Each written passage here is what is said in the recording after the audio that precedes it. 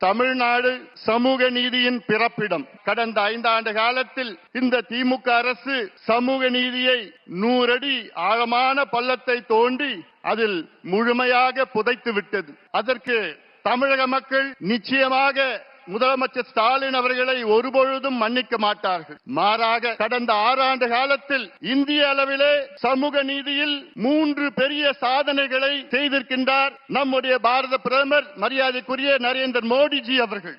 ஒன்று, இதுவரை சுதந்திர இந்தியாவிலே முதல் முறையாக இந்திய அளவில் சாதிவாரி கணக்கெடுப்பு நடத்துவோம் என்று அறிவிப்பை வெளியிட்டு இந்த ஆண்டிலிருந்து இந்தியா முழுவதும் சாதிவாரி கணக்கெடுப்பு நடைபெற இருக்கிறது.